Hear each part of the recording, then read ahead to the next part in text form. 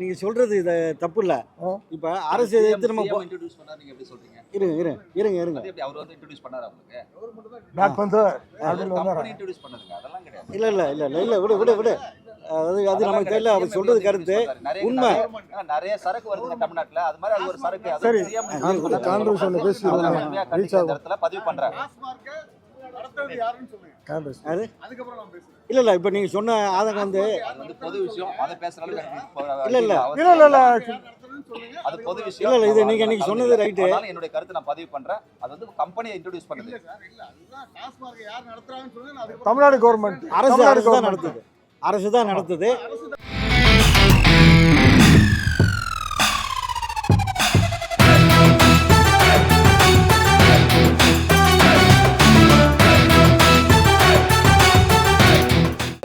நீங்க போட்டுக்கிறோம். அதான் ரிலீஸ் வர வெள்ளிக்கிழமை பண்றோம். இந்த படம் வந்து டைரக்டர் ரவி பார்கவன் ரொம்ப சிறப்பாக அழகாக பண்ணி கொடுத்துருக்காரு எங்களுக்கு. நான் அந்த படத்தில் வந்து நடிச்சிருக்கேன் ஹீரோவா. அதுக்கு அண்ணன் வந்து தருண்கோபி அண்ணன் வந்து எனக்கு ரொம்ப சப்போர்ட்டாக இந்த படத்தை எனக்கு பண்ணி கொடுத்தாரு. சப்போர்ட்டிங் இல்லை அண்ணன் ஒரு பெரிய ஹீரோ. நான் கேட்கும்போதே அண்ணன் பண்ணி கொடுங்கன்னு சொல்லி கேட்டேன். ஒரு பெரிய டைரக்டர், ஒரு பெரிய ஹிட் கொடுத்த டைரக்டர்.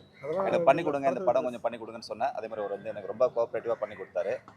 அதுக்கப்புறம் பார்த்தீங்கன்னா சரக்குட்டி அண்ணன் தான் வந்து கதை வசனம் இந்த படத்துக்கு வந்து ஒரு முதுகெலும்பாக இருந்து இந்த படத்தை எங்களுக்கெல்லாம் வழி நடத்தினார். அதுக்கப்புறம் கேரேஜ் அம்மா இந்த படத்தில் வந்து ஒரு மிகப்பெரிய எங்களுக்கு எல்லாருமே ஒரு தூணாக இருந்தாங்க இந்த படத்தில். அதுக்கப்புறம் எல்லாருமே இவர் சிங்கம்புலி அண்ணன், ஆர் சுந்தரராஜன் சார், யார்க் அண்ணன், அதுக்கப்புறம் பார்த்தீங்கன்னா இவர் ராஜ்கபூர் சார், இவங்க எல்லாமே வந்து ரொம்ப சப்போர்ட்டாக. நாங்கள் எல்லாமே வந்து மாயாண்டி குடும்பத்தார், அந்த இவர் ராசமுதலன் டீம், அந்த மாதிரி அந்த அளவில் எல்லாருமே எங்களுக்கு சப்போர்ட்டாக ஒன்றா சேர்ந்து இந்த படம் வந்து உருவாக்கணும். இந்த படம் ஷூட்டிங் அப்போ ராஜ்கபூர் சார் கூட சொல்லுவார், இந்த படம் வந்து ஒரு மாயாண்டி குடும்பத்தாரில் நடக்கிற ஒரு மேஜிக் மாதிரி இருக்குது, எல்லாருமே திருப்பி ஒன்றா சேர்ந்து பண்ணிக்கிட்டு இருக்கிறோம் அப்படின்ற மாதிரி. அந்த மாதிரி இந்த படம் வந்து மிக சிறப்பாக எங்களால் முடிஞ்ச வரைக்கும் நல்லா பண்ணியிருக்கிறோம். இந்த படம் நான் இதுக்கு முன்னாடி வந்து கோரிப்பாளையம், முத்துக்கு முத்தாக படங்களை நடிச்சிருப்பேன். அதுக்கப்புறம் சாவின்னு ஒரு திரைப்படம் வந்து ஹீரோவை பண்ணி இப்போ தயாரிப்பாளராக அந்த படம் பண்ணியிருக்கிறேன். அதுக்கப்புறம் இந்த படம் வந்து அந்த படத்தில் வந்து பொருளாதார ரீதியாக ஒரு சின்ன சரிவு, அதுக்கப்புறம் ஒரு பெரிய முயற்சிக்கு அப்புறம் தான் இந்த படம் பண்ணியிருக்கிறோம். அதுக்கு வந்து அண்ணன் சரக்குட்டி அண்ணனும் ரவி பார்கவன் அவர்களும் வந்து நான் என்றைக்கும் நன்றி கடன் பட்டிருக்கிறேன். அதுக்கடுத்து மிகப்பெரிய அண்ணன் வந்து எனக்கு வந்து மிகப்பெரிய சப்போர்ட், ரொம்ப கோஆப்ரேட்டிவாக இருந்தார் அண்ணன். அதில் எந்த மாற்றமும் இல்லை. இன்னைக்கு வந்து இல்லை ரொம்ப பெரிய விஷயம். அண்ணெல்லாம் வந்து என் கூட இருந்து ஒன்றா இருந்து நாங்கள் இந்த படத்தை முடிச்சது. இதுக்கு அடுத்து எல்லாருடைய ஆதரவும் அன்பும் வேணும்னு நினச்சி கேட்டுக்கிறேன். அண்ணன் தான் அடுத்தது.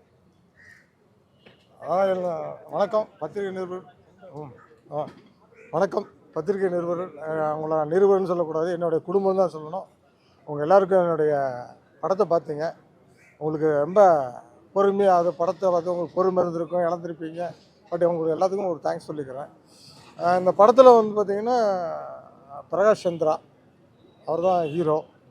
அப்புறம் வந்து சரக்குட்டி அண்ணன் வந்து கதை வசனம் கிட்டத்தட்ட ஒரு 1500 ஸ்டேஜ் ஏறி ஒரு சினிமா வாக்கணும்னு சொல்லிட்டு அண்ணன் வந்து ஒரு நல்ல கருத்து சொன்னார். அந்த கருத்து தான் எனக்கு பிடிச்சிருந்தது. மேட்ரு என்னென்னா, தம்பி வந்து அப்ரோச் பண்ணோம்ல, அந்த கருத்து என்னென்னா, மது விலக்கு ஒழிப்போம்னு சொல்லிட்டு நம்ம எல்லாமே பிரச்சாரமாக பண்ணிகிட்டு இருக்கோம். ஆனால் வந்து மது வந்து தான் இருக்குது, ஊருக்கு வந்துகிட்டு இருக்குது, புதுசாக தெருக்கு முளைச்சிட்டு தான் இருக்குது. அதை ஒழிக்க முடியாது, சொல்ல வேண்டாம். சொல்கிறேன், நீ அதை அவாய்ட் பண்ணிட்டு போனால் அதுவே ஆனால் ஒளிஞ்சிரும் அப்படின்ற ஒரு மைய கருத்து. ஸோ அது பிடிச்சிருந்தது. அது பிடிச்சிருந்தனால நான் அந்த படத்தில் வந்து சப்போர்ட்டிங்காக வந்து இருந்தேன், நடித்தேன். இதுக்கு என்ன காரணம்னா, டைரக்டர் நல்லா ஒத்துழைப்பு கொடுத்தாரு, டீமும் நல்ல டீமு. கொஞ்சம் மேக்கிங் அந்த இதெல்லாம் கொஞ்சம் வந்து பார்த்திங்கன்னா, அந்த கதை வந்து 1970 நீங்கள் பார்த்துருப்பீங்க. அந்த இதுக்குள்ளே இருக்கிறனால அப்போ இருக்க ஒரு கட்டிங், அப்போ இருக்க உணர்வு கொடுக்கணும்னு சொல்லிட்டு டைரக்டர் ட்ரை பண்ணியிருக்காரு. அது எப்படி இருக்குன்னு நீங்கள் தான் சொல்லணும். படம் பார்த்துட்டு எனக்கு தெரிஞ்சு சில இடங்களில் ஓவர் ஆக்டிங் பண்ணியிருக்கலாம், தம்பி இயல்பு மீறி இருந்திருக்கலாம். இதெல்லாம் சின்ன குறைகள் தான். பட் கதை வாய்ஸாக நல்லாயிருக்கு. படம் பாருங்கள். உங்கள் சப்போர்ட்டு வந்து உங்கள் சப்போர்ட்டு, அது மூலமாக ஆடியன்ஸ் சப்போர்ட்டு நல்லா வரணும். சரக்குட்டி அண்ணன் வந்து இந்த படத்தை வந்து ரொம்ப பிரகாஷும் சரி எல்லோரும் சேர்ந்து ரொம்ப மெனக்கிட்டு படம் பண்ணியிருக்காங்க. அவங்களோட முயற்சிக்கு சினிமாக்குள்ளே வந்தால் சும்மா போயிடக்கூடாதுன்றதுக்காக உறுதுணையாக எவ்வளோ நிற்கணுமோ அவ்வளோ நின்றுருக்கேன். ஒரு நல்ல குட் ஃபீல், அவ்வளோதான். பக்கா கமர்ஷியல்லாம் கிடையாது, ஒரு குட் ஃபீல் படம் அந்த படம். அந்த ஃபீலில் வந்து பார்த்திங்கன்னா நல்லாயிருக்கும்னு நினைக்கிறேன். அவ்வளோதான். எல்லாத்துக்கும் ரொம்ப ஹார்ட்ஃபுல் தேங்க்ஸ். இந்த படம் பார்த்தீங்கன்னா 1970 காலகட்டங்களில் நடந்த ஒரு உண்மை கதை. அந்த படத்தை அந்த கதையை தான் அண்ணன் சரக்குட்டி அண்ணன் அவர்கள் வந்து மேடை நாடகமாக அந்த காலகட்டங்களில் வந்து போட்டுக்கிட்டு இருந்திருக்காரு அந்த பகுதியில். அந்த கதை வந்து அவருக்குள்ள ரொம்ப நாளாக ஒரு ஆசை, படத்தை வந்து இந்த கதையை வந்து நம்ம வந்து சினிமாவாக பண்ணணும், ஒரு நல்ல கருத்து இது வந்து பொதுமக்களுக்கு போய் சேர்க்கணும்னு சொல்லிட்டு அதன் மூலமாக தான் அண்ணன் அப்ரோச் பண்ணி டைரக்டர் சொல்லி இந்த படத்தை நாங்கள் ஆரம்பித்தோம். ரொம்ப சிறப்பாக வந்திருக்குது. அதுக்கப்புறம் இன்னும் அழகாக சொல்லணும்னா, நான் இந்த படத்தில் வந்து ஒரு அண்ணன் மியூசிக் டைரக்டர் வந்து ஜேஆர் முருகானந்தம்னு சொல்லிட்டு அவரை வந்து அறிமுகப்படுத்தியிருக்கிறோம். ரொம்ப நல்லா பண்ணியிருக்காரு. சாங் நீங்கள் கேட்டிருப்பீங்க, ரொம்ப நல்லா அழகாக பண்ணியிருக்காரு. ஒரு ரொம்ப டேலண்டான ஒருத்தர். தமிழ் சினிமாவில் அவர் கண்டிப்பாக நல்ல இடத்துக்கு வருவார் நானும் நம்புகிறேன். அண்ணன் நீங்கள் பேசுங்க. எல்லாருக்கும் வணக்கம். பொதுவாக சினிமாவில் வந்து இப்போ இருக்கிற காலகட்டத்தில் வந்து நகரமாகட்டும் கிராமமாகட்டும் வன்முறை கலாச்சாரம், ஜாதி ஃபீலிங்கு, இதைத்தான் வந்து அதிகமாக படங்களை நம்ம பார்த்துருக்குறோம். நான் ஒரு சினிமா படம் பார்க்குற சராசரி மனுஷன். என்னடா இது பூரா வன்முறை கலாச்சாரத்தையும் நகரத்தையும் போட்டு அதுக்கு இன்றைய இளைஞர்கள், படித்த பட்டம் பெற்ற இளைஞர்கள்லாம் வந்து வேறு லெவல்னு சொல்லி சினிமாவை எங்கேயோ கொண்டு போய்கிட்டு இருக்காங்க. மக்களும் வந்து எந்த சினிமாவை ஆதரிக்கிறாங்கன்னு தெரியல. ஆனால் அந்த தாக்கம் எனக்குள்ளே இருந்தது. ஏன்னு கேட்டிங்கன்னா, 50 வருஷத்துக்கு முன்னாடி ஜாதி மத வேற்றுமை இன்றி மக்கள் வந்து நல்ல முறையில் இருக்கணும், ஒருத்தருக்கு ஒருத்தர் மனித நேயத்தோடு இருக்கணும் அப்படிங்கிற ஒரே கருத்தில் இருந்தாங்க. அதை பதிவு செய்கிறதுக்காகத்தான் இந்த கதையை நான் எழுதினேன். இப்போ இல்லை, 1993 எழுதினேன். இது எங்கள் ஊரில் நடந்த, பக்கத்து ஊரில் நடந்த சம்பவம். எங்கள் ஊரில் மது சாராயம் குடிக்கக்கூடாது, வைக்கக்கூடாதுன்னு சொல்லி கட்டுப்பாடோடு இருக்குது, இன்னமும் இருக்குது. அப்படி இருக்கிற இந்த காலகட்டத்தை மற்றவங்களுக்கு பதிவு பண்ணணும், இன்றைய இளைஞர்கள் தெரிவிக்கணும் அப்படிங்கிற ஒரே காரணத்துக்காகத்தான் இந்த கருத்துக்களை மக்கள் ஏற்றுக்கலையோ எங்களை விட இப்போ பத்திரிகையாளர் உங்கள் பக்கம் தான் நாங்கள் விட்டுருக்குறோம். இந்த கதையில் கடைசியில் வந்து உங்கள் பக்கம் தான் நாங்கள் இது பண்ணியிருக்கிறோம். மது வந்து தேவையா தேவையில்லையா, அது மட்டும் இல்லை, நாம் வந்து தனி மனிதன் ஒழுக்கம், நம்ம வந்து மது குடிக்காமல் இருந்தால் மது தானாக போய்விடும். அதுதான் நம்ம இதில் சொல்லியிருக்கிறோம். இங்கே இந்த இதெல்லாம் வந்து மக்கள் மத்தியில் கொண்டு செல்றதுக்கு நீங்கள் தான் ஏற்பாடு பண்ணணும். உங்களை நம்பி தான் கடைசியில் கதையை வந்து உங்கள் பக்கம் தான் நாங்கள் திருப்பி இருக்கிறோம். நன்றி, வணக்கம். இந்த படத்தில் வந்து அண்ணன் நந்தலால் அவர்கள் தான் எல்லா சாங் எழுதியிருக்காரு. இவர் நிறைய படங்களில் நிறைய பாட்டு எழுதினவர் உங்களுக்கு எல்லாருக்குமே தெரிஞ்சிருக்கும். அதுக்கப்புறம் வந்து கார்த்தி இவர் நடிச்சிருக்காரு இந்த படத்தில். என் கூட கோணங்கின்ற ஒரு கேரக்டரில் இவர் சார் வந்து கலைராஜன் அவரும் நல்லா நடிச்சிருக்காரு. சரவணன் வாங்க, ஸ்டண்ட் மாஸ்டர் ரொம்ப நல்லா பண்ணியிருப்பார் அந்த ஃபைட்டு. அவங்க எடுக்கிறப்ப எல்லாருமே சொன்னாங்க ரொம்ப இயல்பாக இருக்குன்னு சொல்லிட்டு. ஓரளவுக்கு நல்லா பண்ணி ரொம்ப அழகாக வந்திருக்கு நான் நம்புகிறேன். நீங்களும் பார்த்துருக்கீங்க.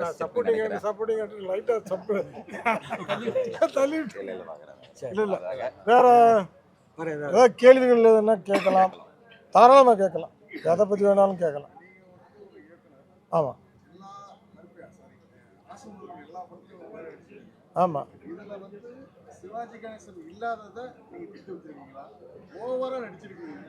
ஓவர் ஆக்டிங்களா? குறைச்சிக்கலாம். ஃபர்ஸ்ட் படம் தானே இந்த மாதிரி ஒரு ஜானரு, குறைச்சிக்கலாம். இல்ல அந்த கேரக்டர் அந்த மாதிரி அது ஒரு இல்ல அப்படி இல்ல, அப்படி மூடி முழுக்க அமைதியா இருக்கும். அண்ணன் கேரக்டர் பாத்தீங்கன்னா ஒரு இல்ல ஐயோ ஓவர் ஆக்டிங் தான் ஒத்துக்கிறேன். அடுத்த படத்தில் கம்மி பண்ணிக்கிறேன், வால்யூமை கம்மி பண்ணிக்கிறேன். அந்த படத்தில் அழுகழுகு விட்டாங்க இல்லைங்களா, எல்லா படத்துலையும் கொஞ்சம் கோவப்பட்டு கொஞ்சம் ஓவராக கோவப்பட்டேன், கொஞ்சிட்டேன். இந்த படத்தில் நடந்த ஒரு அழகான ஒரு நல்ல ஒரு சம்பவத்தை நான் சொல்ல விருப்பப்பட்டேன். இந்த நேரத்தில் இவரு நானும் சண்டை போட்டப்போ ஒரு அந்த ஃபைட் எடுத்தப்போ பார்த்தீங்கன்னா, நான் கீழே பிடிச்சி தள்ளும்போது அண்ணன் முதுகில் ஒரு கல், நல்ல பெரிய கல் பட்டுடுச்சு. இப்போ நான் இப்போ எதிர்பார்க்கல, முதுகு ரொம்ப வீங்கி போய் ரொம்ப ஒரு மாதிரி சவுந்து போச்சு. போயிட்டார். நான் மனசுக்குள்ள ஐயோ இன்னைக்கு இந்த படம் ஷூட்டிங் நடக்காது போல, இந்த மாதிரி மனசுக்குள்ள ஒரு 11 மணிக்கெல்லாம், காலையில் 11 மணிக்கெல்லாம் போய் உட்காந்துட்டாரு. என்னடான்ட்டு ஒரு 5 நிமிஷத்தில் ஒரு 10 நிமிஷம் திரும்பி வந்துட்டு அப்படியே இயல்பாக ஷூட்டிங் முடிச்சிட்டாரு. அன்றைக்கி நைட் ஷூட்டிங் முடிச்சதுக்கப்புறம் சொன்னார், இல்லை வேறு ப்ரொடியூசராக இருந்தால் நான் போயிருப்பேன் பிரகாஷ், ஏன்னா நீ பாவம் அந்த படத்தை எப்படி முடிப்பேன், இன்னும் போயிட்டு இருந்தால் அந்த படம் முடியாது அப்படின்னு சொல்லி ரொம்ப கோஆப்ரேட்டிவாக இருந்தார். அங்கே ஷூட்டிங்லாம் கூட அங்கேயே நான் இருக்கிறேன், இதை முடிச்சு கொடுத்துட்டு போகிறேன்னு இருந்தார். அதில் வந்து உண்மையிலே வந்து அண்ணன் வந்து மிக எனக்கு வந்து சப்போர்ட்டாக இருந்தார். அவருடைய பலம் அந்த இதுதான் வந்து எனக்கு ரொம்ப உறுதுணையாக இருந்தது. ஐயோ ரொம்ப ஜாஸ்தி வாங்கலாம்.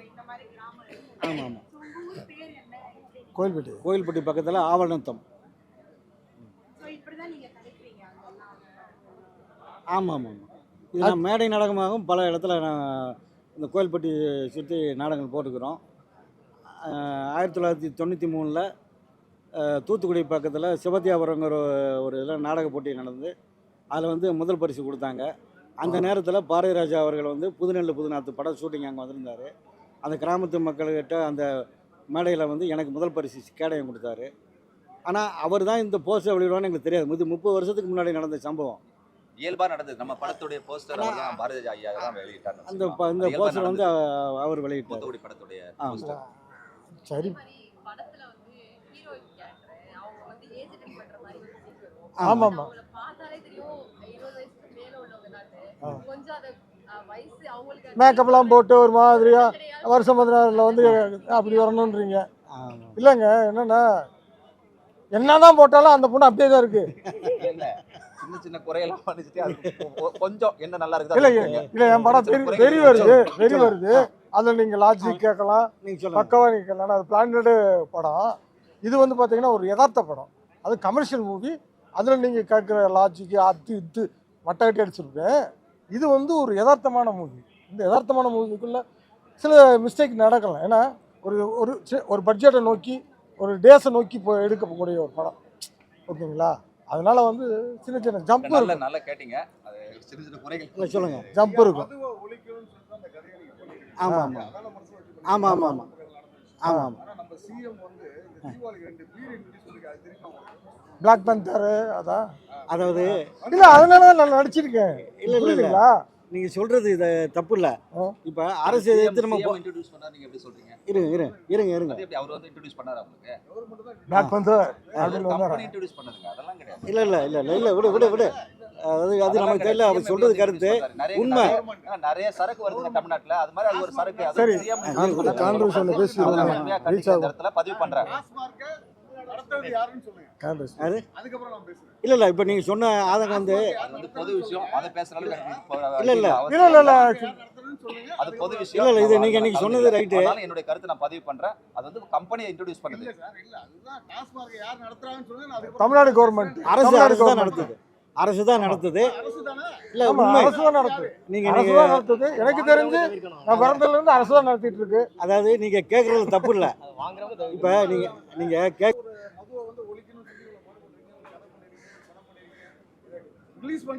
இல்ல இல்ல, எல்லா கடையும் இல்ல, right, நீங்க சொல்லுங்க, கேளுங்க. சொல்லல.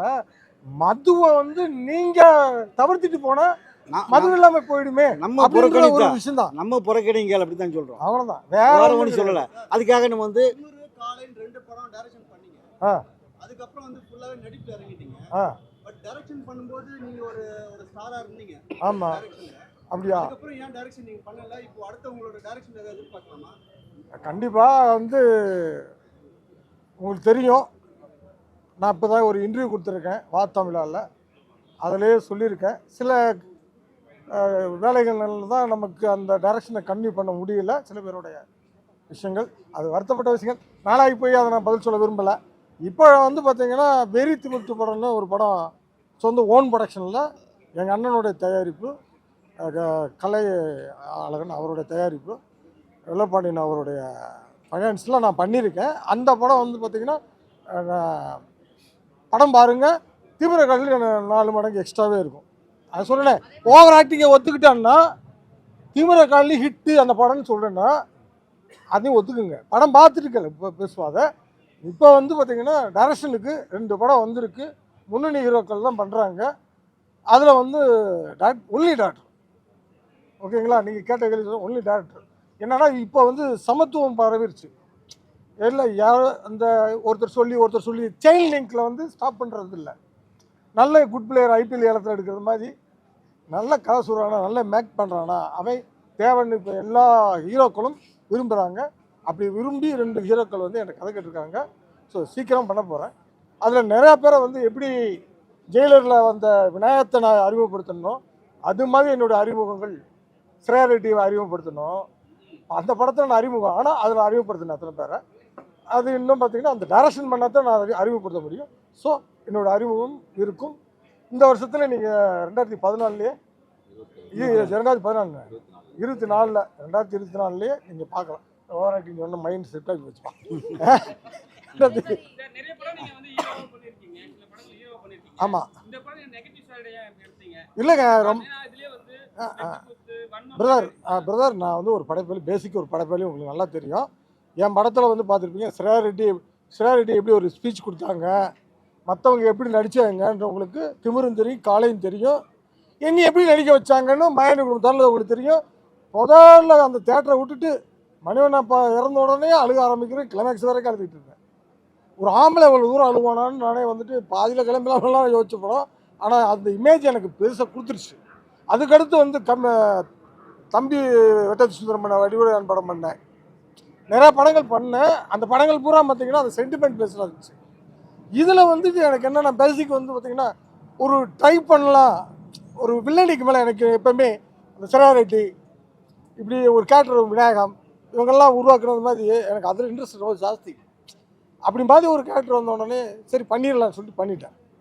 அதனால் இப்போ ஒரு விமர்சனம் வந்திருக்குல்ல, இப்போ அழுதுருந்தேன்னா நீங்கள் கேட்க மாட்டீங்க. இப்போ ஒரு விமர்சனம் வந்திருக்குல்ல, அது இப்போ உங்களுக்கு விமர்சனமாக வந்திருக்கு. அது நாளைக்கு பப்ளிக்கு வந்து இன்னொரு படம் பண்ணுறப்ப இன்னும் ஹைலைட்டாக வேறு மாதிரி மீட்ரு எங்கே எத்தனை இறக்கணும்னு ஒன்று தெரியும் இல்லையா, புரிஞ்சுக்கிறேன் இல்லையா. அதுக்காக ஒரு களத்தை அமைச்சு கொடுத்த 2 பேருக்கும் ரவி சார் டைரக்டர் அவருக்கும் என்னோட டீமுக்கும் நான் நன்றி தெரிவிச்சுக்கிறேன். அதே மாதிரி நம்ம 29ஆம் தேதி படம் நிறைய படம் ரிலீஸ் ஆகுது. ஆ. சரிங்களா? உங்களுக்கு வந்து எப்படி தாக்கு பிடிக்கும்னு நினைக்கிறீங்க? ஏன்னா இதே ஸ்டோரியை வந்து நிறைய படம் நாங்க ரெஸ்டாவை பார்த்துட்டே தான் இருக்கும் தொடர்ந்து. ஏன் பார்த்தேன் உங்கள் ரியாக்ஷன்லாம் பார்த்தேன். சொல்லுங்கள். ஏன்னா எது கேட்குறேன்னா எல்லாருமே வந்து இதே ஸ்டோரி தான் எடுத்துன்னு வரீங்க, எல்லா கிராமத்து ஸ்டோரி எடுத்து வெட்டி குத்து தான் எடுத்துன்னு வரீங்க. எல்லா இல்லை வெட்டுக்குத்தில் இல்லை, கிளைமேக்ஸில் மட்டும் தானே. எல்லா விஷயமும் ஒரே லெவல் தான் வரீங்க, ஒரே ஸ்கைல தான் இருக்கீங்க. அதுதான் சார் கேக்குறேன். எப்படி அதை தான் என்ன சொல்ல வரேன்னா, ஒரே ஸ்கேல்னா மினிமம் பட்ஜெட்டுன்னு ஒன்று வந்துடுது. ஓகேங்களா? அந்த மினிமம் பட்ஜெட்டுக்குள்ளே என்ன கதை பண்ண முடியும், அதுக்கு யார் மூஞ்சி யார் தேவைப்படுறான்றதை போட்டு எடுக்கிறதுனால ஒரு ஸ்கேல் அதுக்குன்னு உருவாயிருது. ஆனால் அதுலேருந்து நாங்கள் என்ன பண்ணியிருக்கோன்னா, இன்னொரு படம் இந்த படத்தை சரக்கே வேணான்னு சொல்லி சொல்கிறோம். இதே 29ஆம் தேதி அது வேணும்னு சொல்லி ஒரு படம் வருது, அவங்களும் வேணான்னு தான் சொல்லுவாங்க, டைட்டில் வச்சுருக்காங்க. இல்லை எத்தனை படங்கள் வந்தாலும் அந்த எந்தெந்த படம் நல்லா இருக்கோ அந்த படம் ஓடும். நான் என்ன நினைக்கிறேன், எல்லா படமும் ஓடணும்னு ஆசைப்படுறேன். அவ்வளோ, அதனால ஒன்றும் பிரச்சனை இல்லையா, எல்லா படமும் ஓடட்டும், அதில் என் படமும் சேர்ந்து ஓடட்டும். இல்லை சார், அவ்வளோதான். அதை பத்தி உங்களுக்கு கருத்து? ஏன்னா ஏற்கனவே படம் ஓடி போன படம்லாம் நல்லா ஹிட்டான படம்லாம் திருப்பி வந்து ரீ-ரிலீஸ் பண்றாங்க. இப்போ வந்து உங்களுக்கு 50 தேட்டர் கிடைக்குதுன்னு வச்சுங்களேன், அவங்க வந்து ஆளை வந்தா அந்த மாதிரிலாம் பண்ணாங்களே. அவங்களே பிடிச்சிடுறாங்க. 3 ஷோ உங்களுக்கு கொடுக்க மாட்டாங்க, ஆனா ஒரு ஷோ தான் கொடுக்குறாங்க. அதை பத்தி உங்களோட கருத்து? டேரக்டர் அந்த படத்துக்கு தகுதி இருக்குது, அதனால அது ஓடுது. இல்லை அதாவது இது வரவேற்கத்தக்க ஒரு விஷயம். என்னென்னா டிஜிட்டல் மீடியா வந்த பிறகு, அதிகமாக தியேட்டர் வந்த பிறகு, நமக்கெல்லாம் சின்ன வயசில் வந்து பார்த்திங்கன்னா இங்கே ரிலீஸ் ஆகி 1.5 வருஷம் கழிச்சு தான் எங்கள் ஊருக்கே படம் வரும். தேர்ட் ரிலீஸ் 4th ரிலீஸ் தான் சீசனுக்கு வரும். இப்போ எல்லாமே ஏ சென்டர் மாதிரி ஆகிப்போச்சு. ஒன் டே வந்து எல்லாம் வாட்சபிள், ஏபிசின்றீங்க இல்லையா, எல்லாம் வாட்சபிள். அதுக்கு பிறகு ஒரு வாரத்தில் தூக்கிறாங்க, 10 நாளில் தூக்கிறாங்க. படம் வரதை பொறுத்து தூக்கிறாங்க. செகண்ட் டைம்ஸ் பார்க்கணுன்னா அது டிவியில் ஏதாவது சேட்டலைட் தான் பார்க்க முடியும். ஆனால் மறுபடியும் ஒரு ரீ-ரிலீஸ் மாதிரி இப்போ பண்ணுறாங்க இல்லைங்களா, வரவேற்கக்கூடியது. அன்றைக்கி நம்ம இன்மெச்சூரில் கூட படம் பார்த்துருக்கலாம்.